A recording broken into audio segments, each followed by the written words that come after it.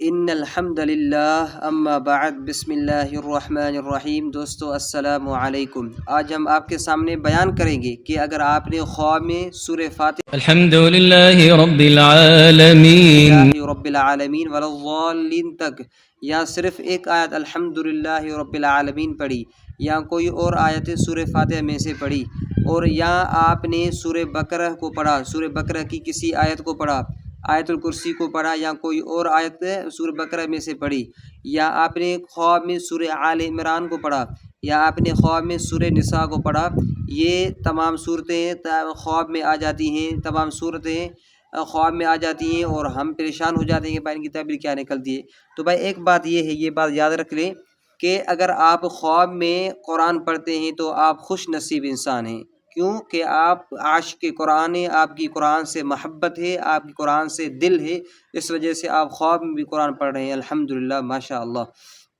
اگر آپ نے خواب میں دیکھا کہ آپ خواب میں سورہ فاتحہ ایک آیت یا دو آیتیں یا تین آیتیں یا ساری سورہ فاتحہ پڑھ رہے ہیں، تو اس کی معنی یہ ہے کہ آپ مستجاب الدعوات ہیں، یعنی آپ جو بھی اللہ تعالیٰ سے دعا مانگیں گے وہ آپ کی دعا مقبول ہو جائے گی۔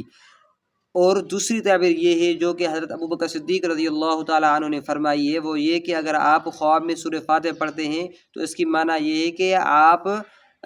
7 لڑکیوں سے شادی کریں گے، 7 لڑکیوں سے، یعنی ایک مثال کے طور پر ایک لڑکی کو آپ نے طلاق دے دی تو دوسرے سے کر لی، دوسری کو طلاق دے دی، تیسری وفات پا گئی تو چوتھی سے، اس طرح سے آپ 4،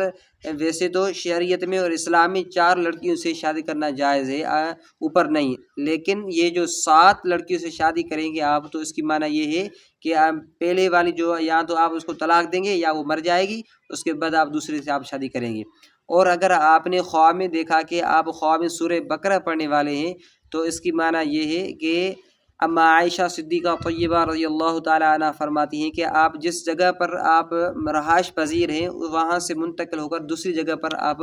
رہائش پذیر ہوں گے۔ اور دوسری تعبیر یہ نکلتی ہے کہ آپ کی رزق میں وسعت آ جائے گی، اور تیسری تعبیر یہ ہے کہ آپ کی عمر لمبی ہو جائے گی۔ اور اگر آپ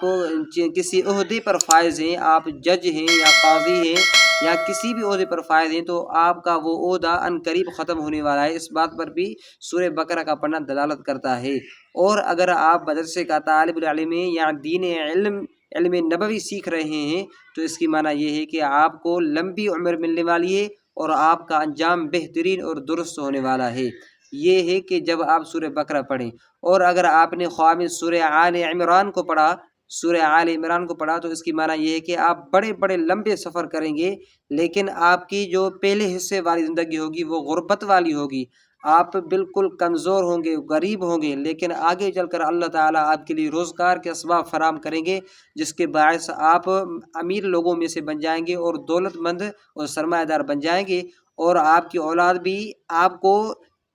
بچپن میں نہیں اور درمیانہ زندگی میں نہیں بلکہ جب زندگی اور عمر بڑھ جائے گی تو اس کے بعد آپ کو اولاد ملنے والی ہے، پہلے آپ کو اولاد نہیں ہوگی۔ یہ ہے سورہ آل عمران کی پڑھنے کی تعبیر۔ اور اگر آپ سورہ نساء پڑھتے ہیں، خواب میں سورہ نساء پڑھتے ہیں، تو اس کی ایک تو تعبیر یہ ہے کہ آپ کو ایک ایسی بیوی ملنے والی ہے جو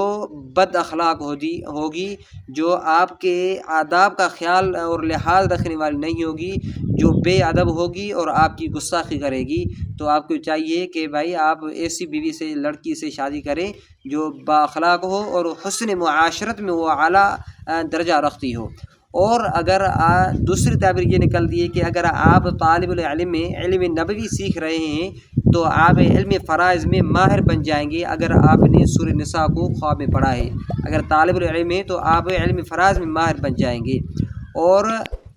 سورہ نساء کی یہ بھی تعبیر نکلتی ہے کہ اگر آپ نے سورہ نساء کو پڑھا تو اسی صورت میں آپ کے حالات درست ہو جائیں گے، اگر آپ کے حالات بگڑے ہوئے تھے تو آپ کے حالات درست ہو جائیں گے۔ بھائی اگر آپ ہماری اس خواب کی تعبیروں کے حوالے سے مطمئن ہیں تو آپ کمنٹ سیکشن میں بتائیں کہ بھائی ہماری جو یہ تعبیرات صحیح ہیں یا غلط ہیں، آپ مطمئن ہیں یا نہیں ہیں۔ اگر آپ مطمئن نہیں ہیں تو انشاءاللہ ہم آپ کے سامنے حوالہ بھی پیش کریں گے اور عربی عبارت بھی آپ کے سامنے پڑھیں گے انشاءاللہ العزیز، پھر سب مطمئن ہو جائیں گے۔ جزاکم اللہ احسن الجزاء۔ السلام علیکم ورحمۃ اللہ وبرکاتہ۔